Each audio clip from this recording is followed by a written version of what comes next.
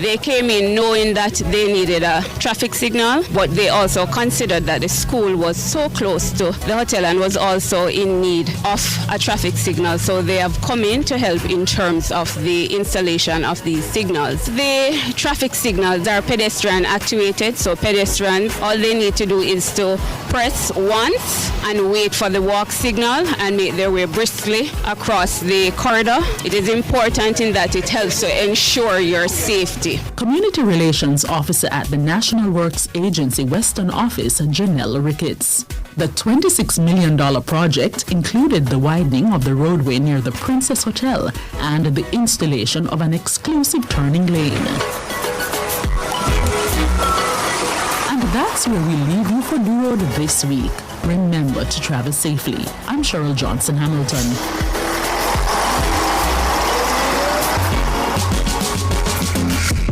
A production of the Jamaica Information Service, the voice of Jamaica. Nationwide 90 FM, continuing the tradition of fair, fearless, and factual reporting. New NHT loans now in effect, up to $9 million for individuals and as high as $23 million for co-applicants, making home ownership more accessible for Jamaicans. We are building Jamaica. The time by the Office of the Prime Minister is 6 minutes after 9. You're inside the Consumer Hour with Nora Gay Banton.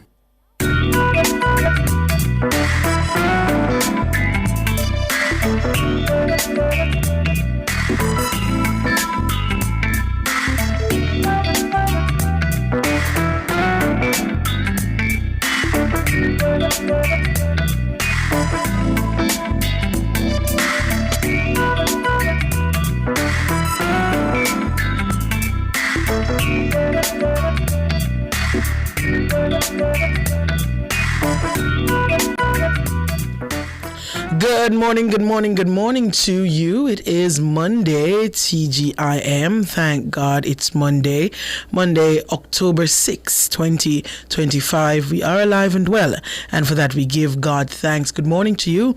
If you're listening on the 90 FM band, 90.3, 90.5, 90.7, and 90.9 on your FM dial, we appreciate your company there. If you're listening and watching on our YouTube channel, good morning to you. The channel is Nationwide 90 FM Live 2. Go on over there and subscribe if you haven't done so already. Saying good morning to Rick NYCJM first in the YouTube chat this morning.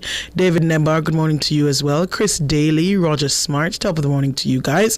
Prosette, good morning. Sonia Hutton, Elaine Headley, The Passport Life, good morning to you. Monique Hunter, news commentator JA, good morning to you as well. Kariva Peart, Hugh Donaldson, Sylvia Corley, and all the others over there on YouTube. Yeah man, big up on yourself. Thank you so much for joining and engaging in our YouTube chat. If you are listening from our mobile app, Revo News, available for free on the Google Play and the Apple App Store, good morning to you. And those on our website, revonews.ai, listening or watching, good morning to you. Thank you for making it Nationwide 90 FM. It's a Monday morning, which means it's time for Immigration Mondays.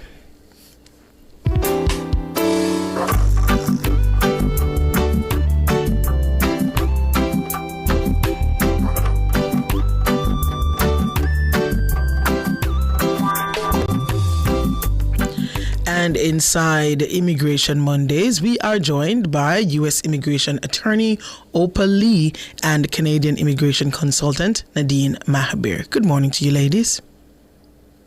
Good morning, Miss Nora. Good morning, Miss Lee, and good morning to our wonderful and loyal listeners and viewers. Thank you for joining us.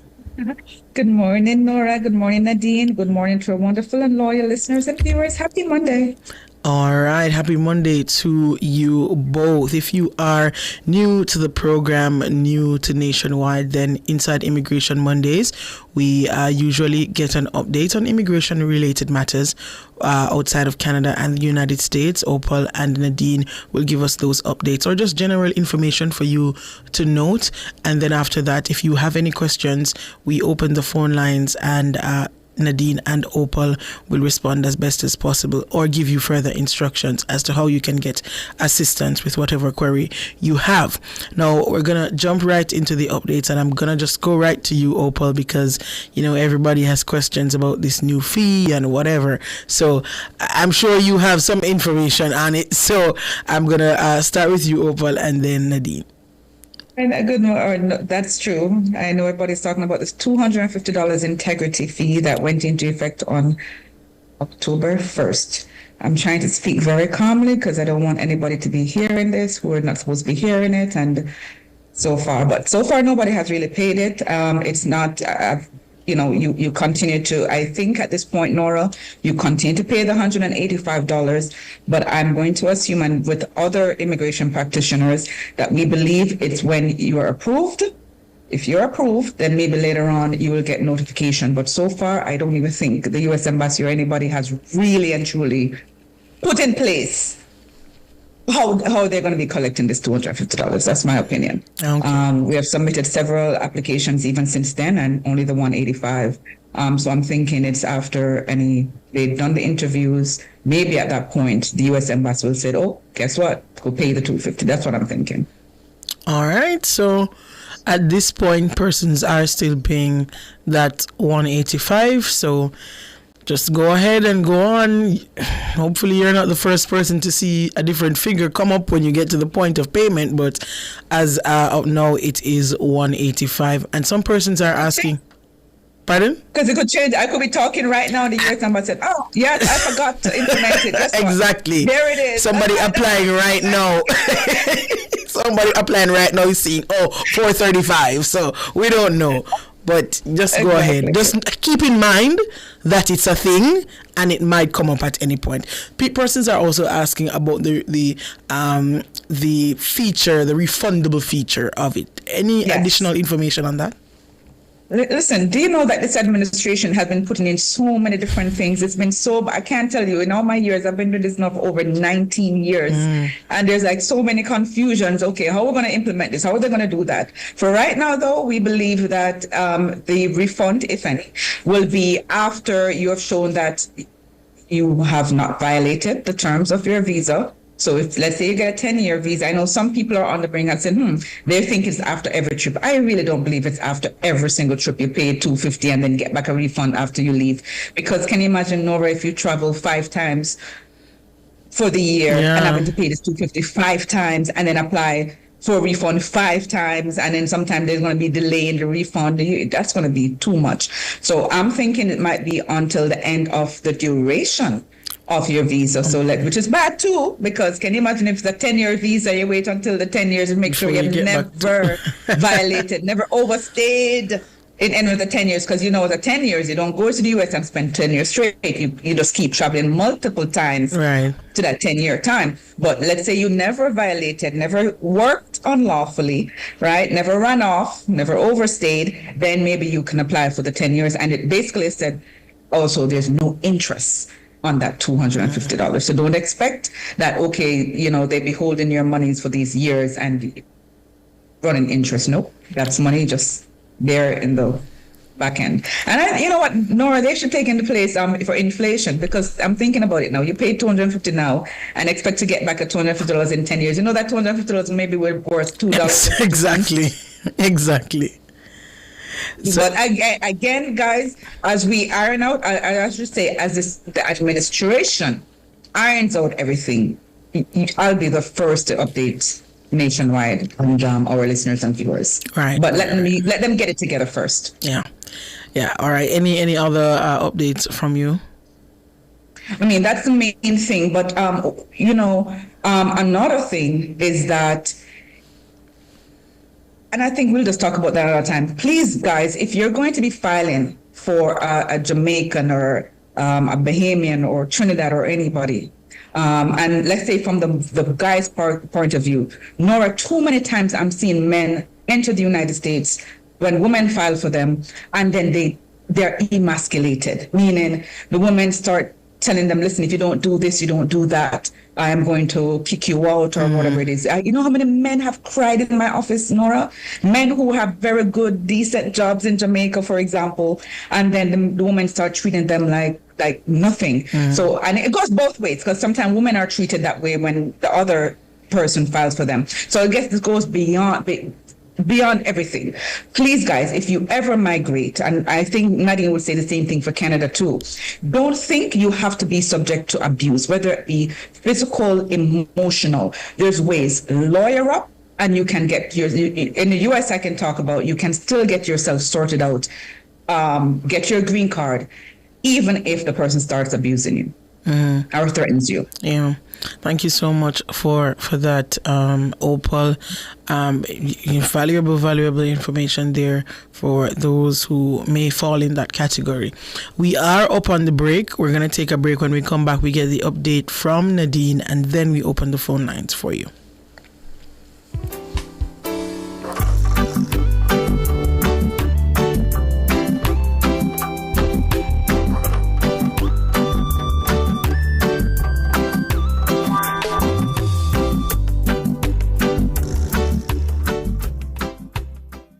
Decorate and redecorate your space with water-resistant, colorful, and fast-drying paints from Edgecombe Paints. The time by Edgecombe Paints, changing lives 1 gallon at a time, is 9:15. The Judiciary of Jamaica is bringing the courts to you. The Public Education Day kicks off on Wednesday, October 8, 2025 at the St. Anne Family Court starting at 9 a.m. Then stay tuned as Cliff Hughes Online broadcasts live from 10 a.m. to 1 p.m. under the theme, Your Court, Your Voice, Building Trust Through Knowledge. Students and residents are invited to discover the free services your courts provide. On-site support will also be available from the Ministry of Justice, the TAJ, RGB, CPFSA, Jamaica Customs Agency, NIS and PAR, Heart Trust NSTA, Restorative Justice, and other key partners. Don't miss this chance to learn, engage, and access essential services all in one place. So tune in to Cliff Hughes Online, Wednesday, October 8, 2025 at the St. Anne Family Court. It's the Public Education Day. Catch us live on our YouTube channel at Nationwide 90 FM Live 2, or stay tuned to Nationwide 90 FM, the new revolution in media. This broadcast is brought to you by the Judiciary of Jamaica, a world-class judiciary utilizing innovation and technology for efficient service delivery. Buckle up, Jamaica!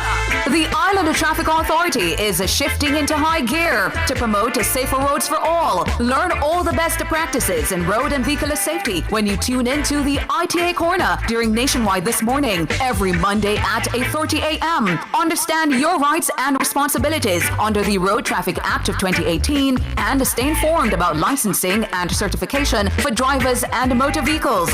That's ITA Corner, Mondays at 8:30 a.m. during Nationwide this morning. Don't miss it. The ITA Corner is brought to you by the Island Traffic Authority, steering safety, inspiring change.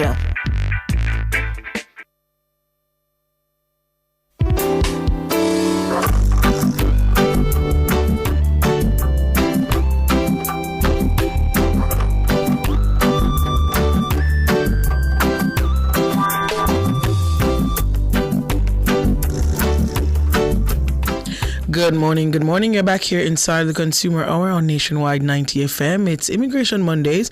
We're joined by U.S. Immigration Attorney Opal Lee and Canadian Immigration Consultant Nadine Mahabir. We are going to get the update now out of Canada from Nadine, and then we'll open the phone lines for those persons who are just joining us and you have questions that integrity fee, $250 additional for U.S. visa applicants. You can just scrub back to the beginning of the program. Opal did address it just before the break. All right, you can go ahead, Nadine. Thanks, Nora. And I have to say, I love Opal's background. So, yes. Oh, you guys are kind of matching. Okay, Nora. So I would like to remind our listeners, those that received the invitation to apply for the parents and grandparents category, The deadline to submit all of your application forms and supporting documents is this Thursday, October 9th at 11:59 p.m. Please do not wait until the last minute. Please ensure you have all your forms completed and signed by both the sponsor in Canada as well as the parent or grandparent you're sponsoring from overseas, and all of your supporting documents. And double check everything. Again, don't wait until last minute to submit your stuff. And in addition to what Opal said earlier regarding spouses being abused, and Nora, it's not even just spouses, sometimes it's also children. You know, you need to find out, or at least if you have a child who is migrating, please ensure that the child knows how to reach out to you, or if you have a friend or family in Canada, that they have somebody else that they can reach out to as well to know what their rights are. Talking about children's sponsorship as well, for parents who want to sponsor your child or dependent children, for Canada, it is 22 years of age or under. You do not need to show a minimum income in order to sponsor your child. However, you should not be on social assistance for reasons other than disability. So whether you're sponsoring your spouse or a child, Nora, for Canada, you do not need to show minimum income requirements. The only time you need to show minimum income requirements for these applications is if the child you're sponsoring also has a child. So that's the only exception to that rule. Thank you, Nora. All right. Thank you so much, Nadine, for those updates or information for persons to note and take heed. Very important information. They're time sensitive as well. So if you fall within that category, please do what you must before the time runs out. All right. So we're now at the point in the program where we will take your calls. So we open the phone lines for you if you have any immigration related question, visa related question, non-immigration related question for Opal or Nadine. You can give us a call. Let me remind you of the phone lines: 876-630-9371, and there's also 630-9372, 630-9373, 630-9374, and 618-8255. We also take your questions from the YouTube chat. So if you have any questions in YouTube land over there, then you can give us a call. Well, if you can't give us a call, then you can leave your comments in the YouTube chat. And I am already seeing one here for you, Nadine. So while we get the calls in, let me ask this question. It says, is it the agent in Jamaica? Oh, the agents in Jamaica that do visa applications. This person is asking, how do you know if they are legal? Great question, Nora. If a person is licensed as an immigration consultant, so you may go on the College of Immigration Consultants website, CICC website. That's different from Immigration Canada's website. In Canada, Nora, persons who are authorized to practice as immigration consultants are either lawyers or, of course, licensed with the appropriate regulatory body, and immigration consultants. As far as I know, and I'm sorry, I'm not trying to knock anyone, but as far as I know, travel agents are not normally authorized to assist with immigration applications. All right. Thank you so much, Nadine. We go to the phone lines now. Jody, good morning. Good morning. I'm in Michigan, and my green card is due to expire in December. I have applied for citizenship because I've been here for 20 years. What is going to happen next? Am I going to have to renew my green card am I going to have to not cross the border? Like, what is the next step? I haven't gotten my interview. I am going to start studying for my civics exam. Okay. All right. Good morning, caller. So once you have renewed your green card, you don't need to renew your green card once you have applied for your citizenship, unless you want to travel. So if you're going to stay put in the United States, your green card, because you're still a permanent resident until such time as you have been granted the U.S. citizenship. So you can continue to work even with an expired green card. It will not affect you.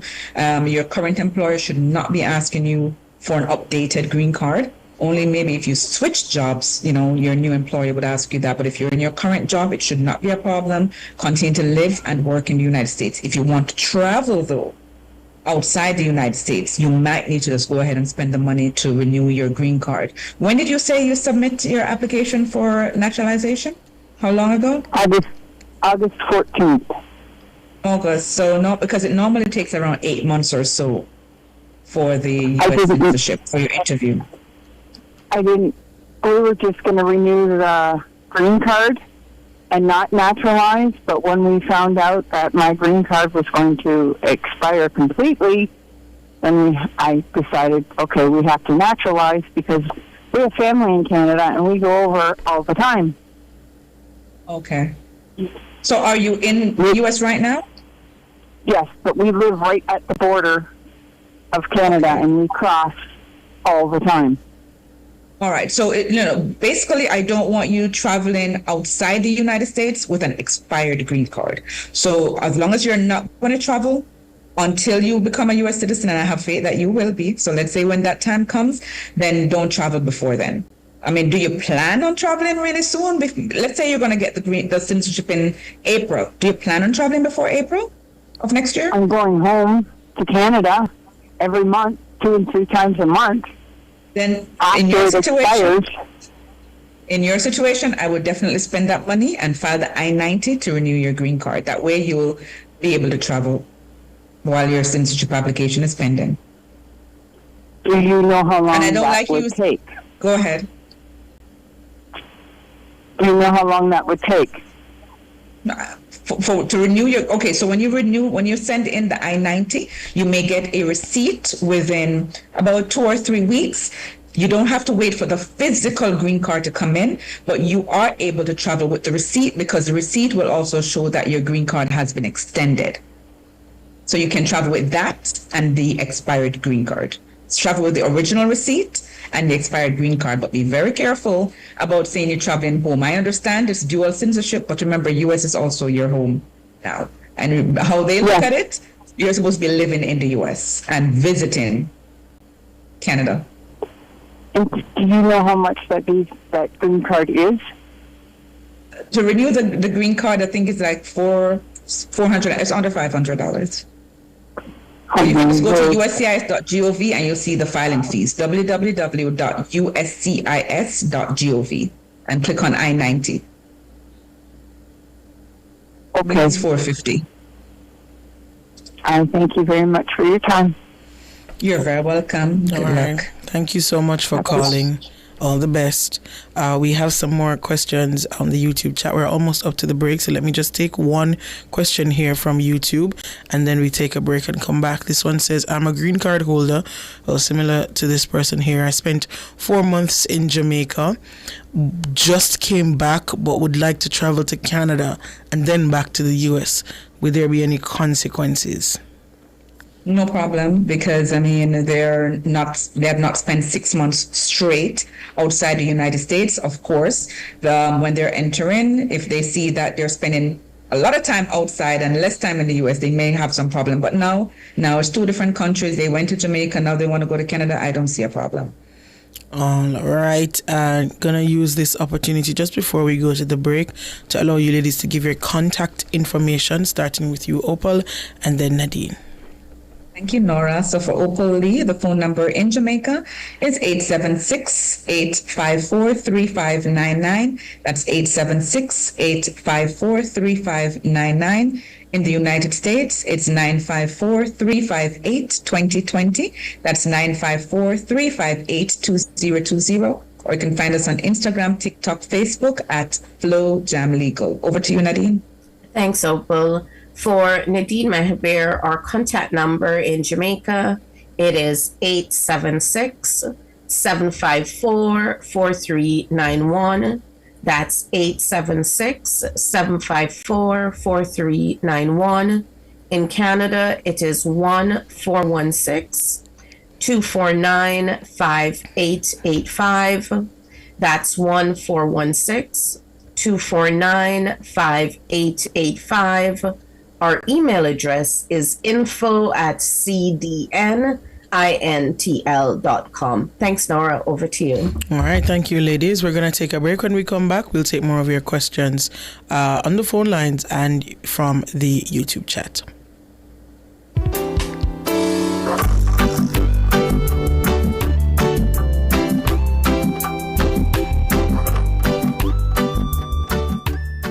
Spectrum Insurance Brokers provides quality insurance coverage and risk management services. The time by Spectrum Insurance Brokers Limited, setting the industry standards, is 9:30. The judiciary of Jamaica is bringing the courts to you. The Public Education Day kicks off on Wednesday, October 8, 2025 at the St. Anne Family Court starting at 9 a.m. Then stay tuned as Cliff Hughes Online broadcasts live from 10 a.m. to 1 p.m. under the theme, Your Court, Your Voice, Building Trust Through Knowledge. Students and residents are invited to discover the free services your courts provide. On-site support will also be available from the Ministry of Justice, BTAJ, RGD, CPFSA, Jamaica Customs Agency, NIS and PARC, Hard Trust NSTA, Restorative Justice, and other key partners. Don't miss this chance to learn, engage, and access essential services all in one place. So tune in to Cliff Hughes Online, Wednesday, October 8, 2025 at the St. Anne Family Court. It's the Public Education Day. Catch us live on our YouTube channel at Nationwide 90 FM Live 2, or stay tuned to Nationwide 90 FM, the new revolution in media. This broadcast is brought to you by the Judiciary of Jamaica, a world-class judiciary utilizing innovation and technology for efficient service delivery.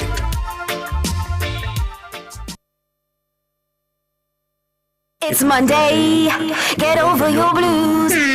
Or Tuesday, Wednesday, Thursday, Friday. The E-Zone is here for you. With this thing I want to be. And Karim Boyatings from 3 to 5 p.m. on Nationwide 90 FM. We've got your entertainment news. Then we want to hear your views. Why you say? Jump in the mix. Or the hot seat. Don't miss our brain busters. Or the crazy giveaways. Let's talk fashion. Send us your outfit of the day. Ooh, cutesy. Very demure. Are you looking for love? Come on one of our blind dates. Send your request to ezoneblindates@gmail.com. That's ezoneblindates@gmail.com. And stay tuned for your confessions. These are my confessions. Share them with us at ezoneconfessions@yahoo.com. I mean, is this planet Earth? Is it? I don't know. Let me check. Either way, it's got a buzz. And a bugger thing. Ow! Ow!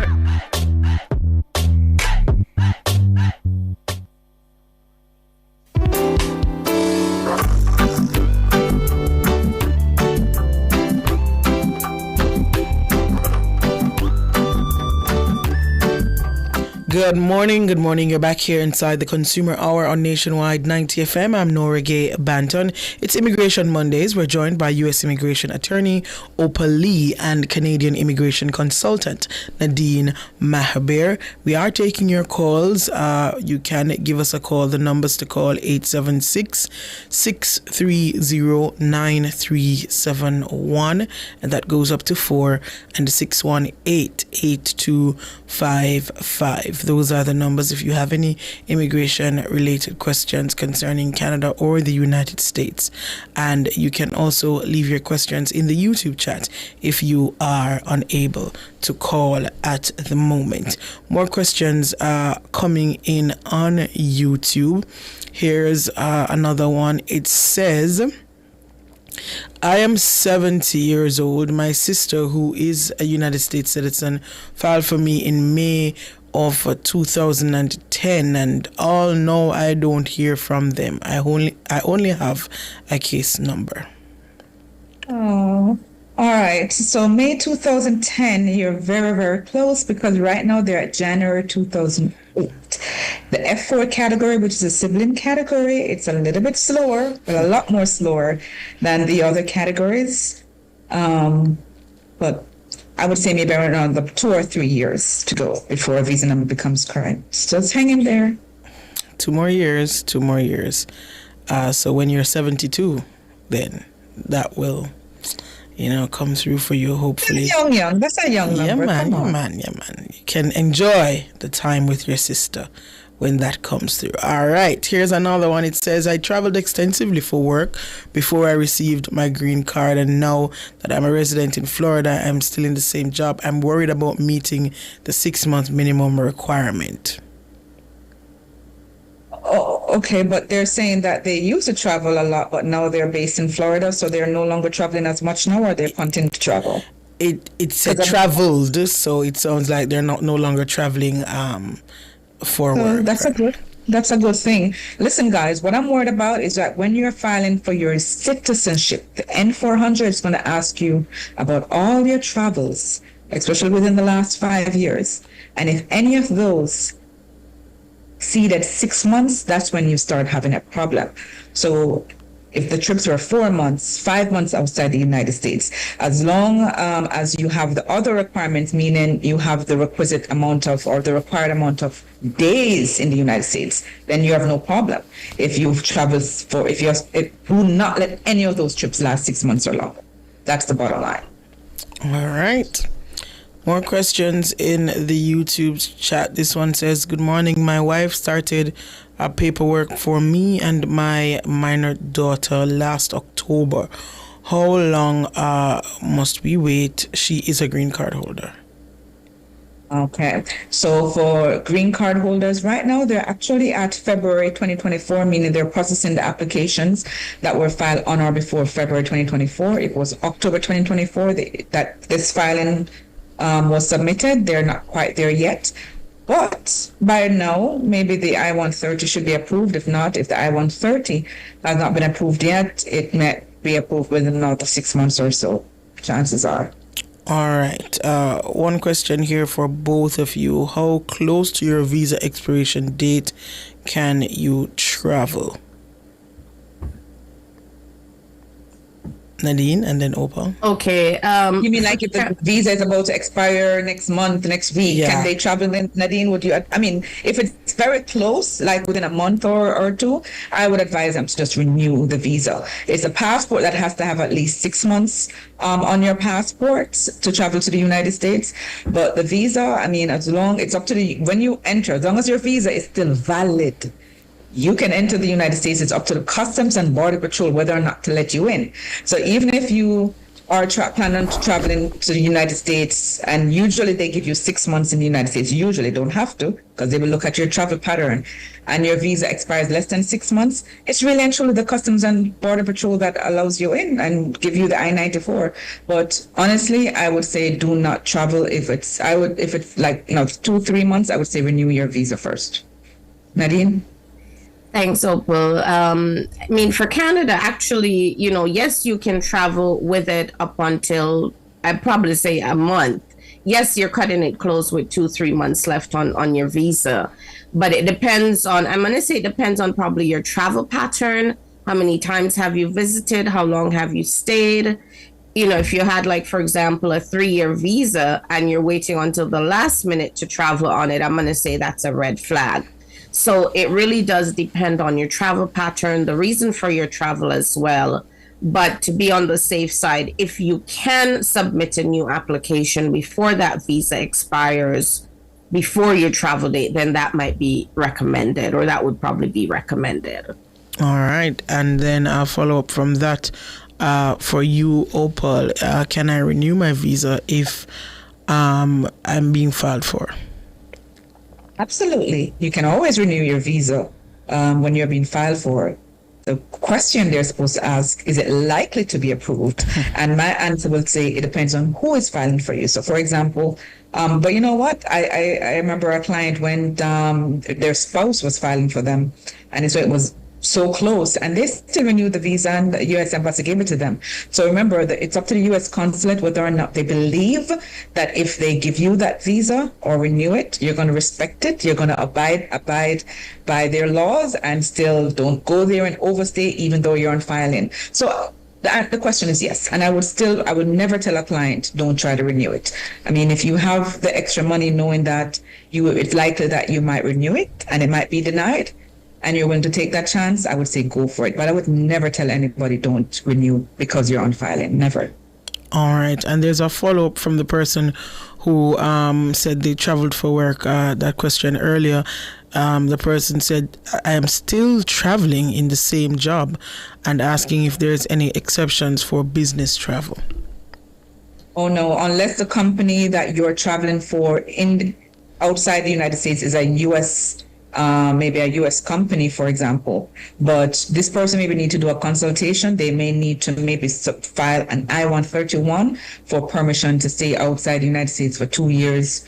Even though you're not going to stay outside for 2 years, at least you're questioned less. You're less likely to be questioned about your frequent travels. All right. But if it's a government agency, it's a U.S. government agency outside the United States, then normally you don't have any issues. If it's a government USA company outside the U.S. This one says someone started VAWA and had to return to Jamaica before this was completed. Is it possible for her to get another visa to return to the U.S.? Oh, that person would definitely need a consultation. I have lots of questions to ask this person. The VAWA, if they started the VAWA, it's possible they could finish the VAWA. Right? We could VAWA, for those who don't know, that's when you're being abused by a U.S. citizen qualified relative. And so you're trying to get your green card based on that. I have a lot of questions for this person. I want to know why they left before the VAWA application was completed. I want to know if there was any overstay before they submitted this VAWA application to see if it's likely that the U.S. Embassy might give them another visa to enter. But I think even if you have left the United States, you can still complete the VAWA. All right. Nadine, what is the turnaround time now for Canadian visa application? The last time we checked, I believe it was about about a month, some 30 days or 30-something days. Where are we now? I'll double check and I can get back to you in a few minutes, Nora. All right, not a problem. More questions from YouTube. This one says someone was filing for stepchildren, but the father died. Was the father the one filing? I guess this person is the stepmother, but the father of the children died, and this person is asking, can she continue the filing? Yes, a step parent can always continue the filing. They just have to show the relationship between that he or she maintained that relationship with the child or children. Okay. And my condolences. Yeah, so sorry to hear about that one. Nadine, you're trying to come in? Oh. Here's another one. Sorry, yes, Nora, my apologies. Yes, 33 days for the visitor's visa processing in Jamaica right now.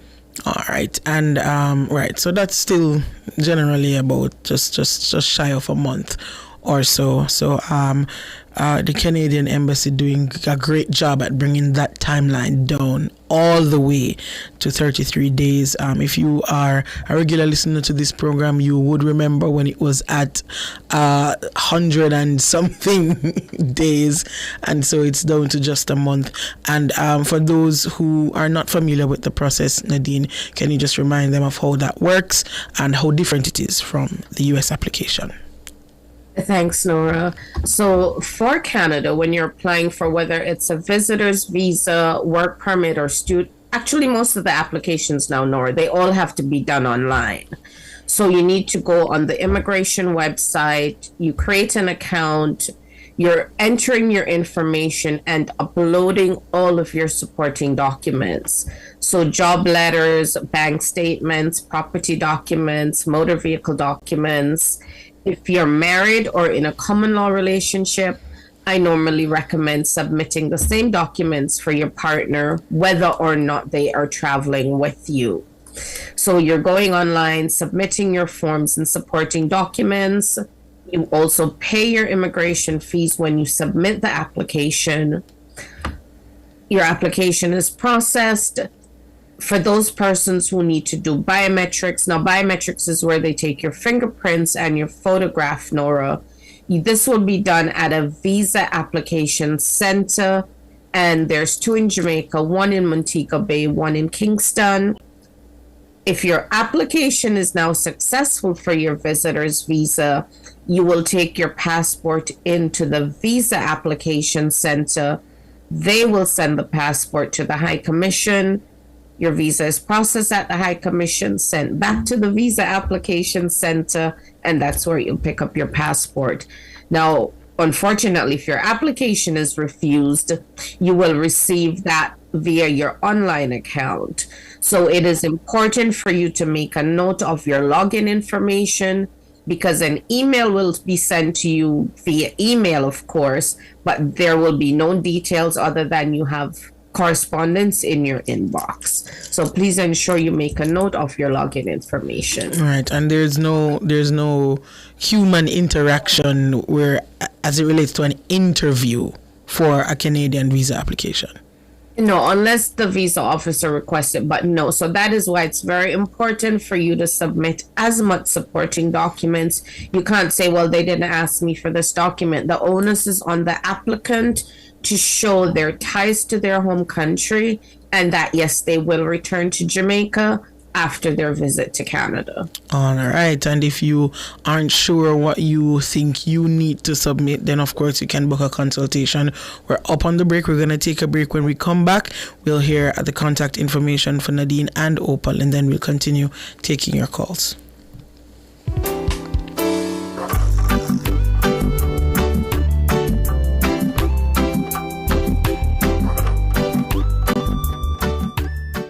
Fill all your prescriptions, get cosmetics and other pharmaceutical items at Mannings Hill Pharmacy, located at 34A Mannings Hill Road, Kingston. Telephone 924-6280. At Mannings Hill Pharmacy, they stock all the hard-to-get medication. The time by Mannings Hill Pharmacy is 9:46. Informative, educational, insightful. Let's talk justice. Tackling topics like constitutional rights and reform, domestic violence, and rights issues that affect you. Let's talk justice every Monday from 1 to 2 p.m. on Nationwide 90 FM. Call in, share your thoughts, be empowered, know your rights, and let's talk justice, ensuring access to justice for all, courtesy of Jamaicans for Justice. The judiciary of Jamaica is bringing the courts to you. The Public Education Day kicks off on Wednesday, October 8, 2025 at the St. Anne Family Court starting at 9 a.m. Then stay tuned as Cliff Hughes Online broadcasts live from 10 a.m. to 1 p.m. under the theme, Your Court, Your Voice, Building Trust Through Knowledge. Students and residents are invited to discover the free services your courts provide. On-site support will also be available from the Ministry of Justice, the TAJ, RGD, CPFSA, Jamaica Customs Agency, NIS and PAR, Heart Trust NSTA, Restorative Justice, and other key partners. Don't miss this chance to learn, engage, and access essential services all in one place. So tune in to Cliff Hughes Online, Wednesday, October 8, 2025 at the St. Anne Family Court. It's the Public Education Day. Catch us live on our YouTube channel at Nationwide 90 FM Live 2, or stay tuned to Nationwide 90 FM, the new revolution in media. This broadcast is brought to you by the Judiciary of Jamaica, a world-class judiciary utilizing innovation and technology for efficient service delivery.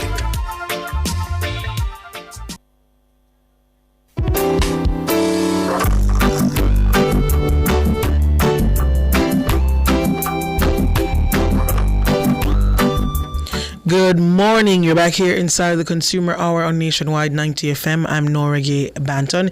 It's Immigration Mondays. We're joined by U.S. Immigration Attorney Opal Lee and Canadian Immigration Consultant Nadine Mahabir. And as promised, I will allow you ladies to give your contact information for those who may be listening out for it. Nadine and then Opal.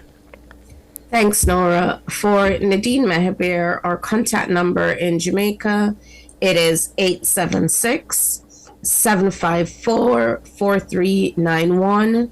That's 876-754-4391. In Canada, it is 1-416-249-5885. That's 1-416-249-5885. Our email address is info@cdnintl.com. Over to you, Ms. Lee.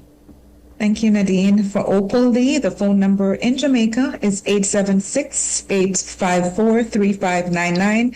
That's 876-854-3599. In the United States, it's 954-358-2020. That's 954-358-2020. Or you can connect with us on Instagram, Facebook, TikTok at FlowJam Legal. That's FLOJAMLEGAL. Over to you, Nora. Alrighty, back to the questions in the YouTube chat. Several of them coming in during the break. This one says, good morning, Opal. I am a green card holder, filed for my son in August 2024. He turned 17 last month. How far are they now? Right, so they're currently at February 2024. So very close to the August, and it doesn't matter if he turns 18 because to get the protection, he's still, as long as he's under 21. All right. One more before we go to the caller on the line. If I spend 5 months in the States, can I go back 1 week for Christmas? Oh my goodness. And I didn't mean to laugh, Nora, but we're talking about 5 months on a visiting visa. You know what I would like, and I'm going to assume it was 5 months this year because they're saying if they can go back for Christmas, right? Right. I would not go anywhere near the United States right now if I just spent 5 months in the country. Mm-hmm. What other vacation do you want again? You just spent 5 months vacation in the United States. I mean, most people usually get a break during the Christmas period, and a week is Nora. A week is reasonable. I mean, most people 5 get months. Yeah, but then Christmas week break is like customary for all workers. So I understand. Okay, what was the reason for that 5 months trip? What vacation did maybe they have? Vacation? Maybe the person's a teacher, and they know that. I think you're pulling my legs now. You're pulling it. Well, yeah. Okay. Listen, the chances are two things. With that 5 month trip, the next time that person, whether even this year or next year, it's very likely that the visa might be canceled. Mm-hmm. And when it's time to renew that visa, it's very likely the visa might not be renewed. Just my thoughts. So that person need to be working on a reason why they spent 5 months in the United States of America. Yeah. That means they spent 5 months not working, unemployed. Yeah. All right. We're going to go to the phone lines now. Aston, good morning. Yes, good morning. Morning. This is for the American attorney. All right, you're welcome. My wife get a conditional green card, and it's expired, and she get to do the paperwork, and they give her 48-month extension. Now, can she apply for citizenship and that green card? All right, so you are a U.S. citizen? Yes. All right. So and you guys have been married. She has had this green card now for 3 years? 4 years. 4 years we're married now. Yeah.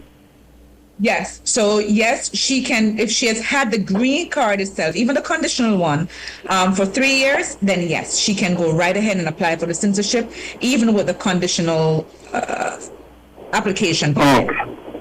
Thank you so much. Sir. It's going to be based on your marriage to you. So what she will need is proof that you guys are still in an intact marriage. So if you file tax returns together, jointly. Yes, we do all of that.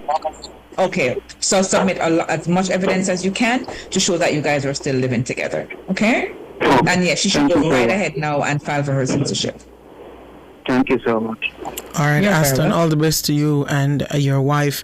Here's another question from YouTube for you, Nadine. It says, is there a way to expedite a Canadian visa application from Jamaica? The person wants to attend a funeral, and they're asking if that's possible. What's the process? Nora, when you're applying for your Canadian visa, there are two different online you can either do the GC Key login, or there's also a visitor's visa portal.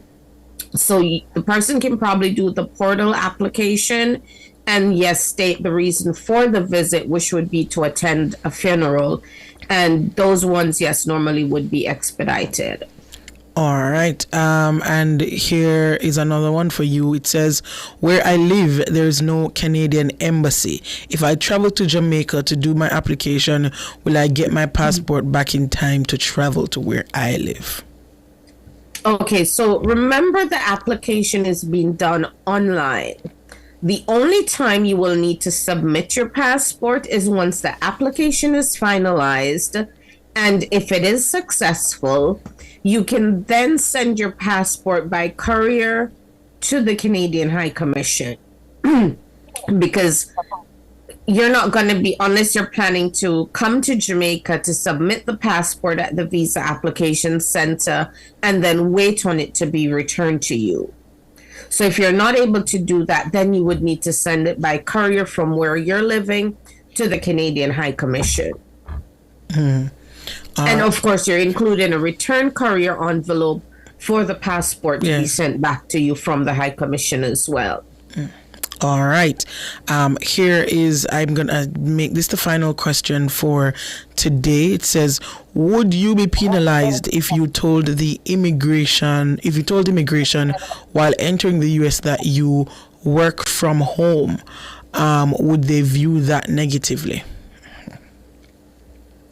Work from home? No. I mean, as long as you're not working from home while in the United States, because remember we spoke about that last week, Nora, where you clarified with the U.S. Embassy that even if you're traveling to the United States, you're working on your laptop or whatever it is, that's still considered working unlawfully in the United States.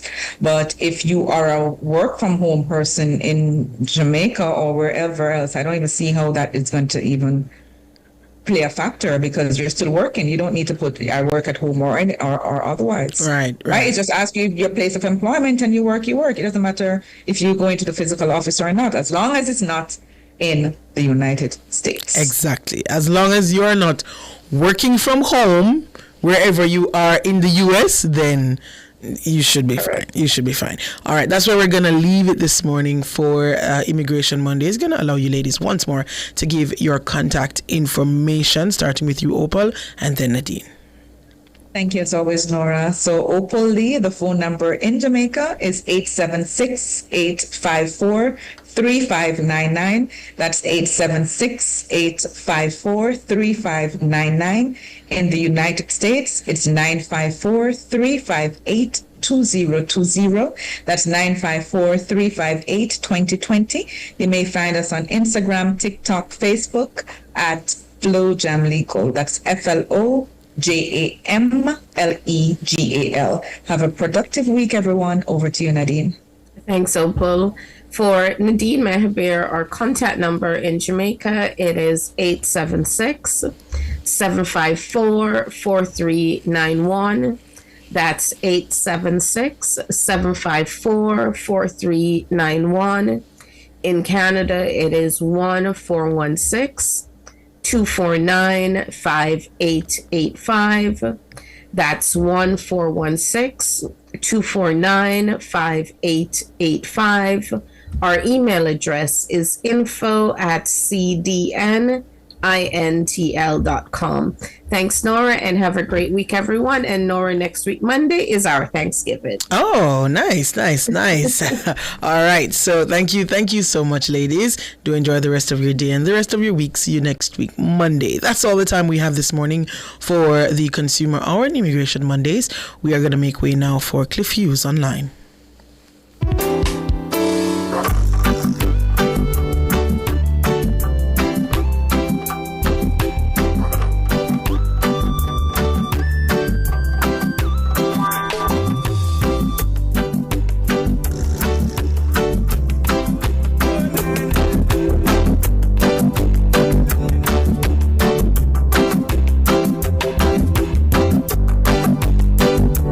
That was the Consumer Hour with Nora Gay Banton.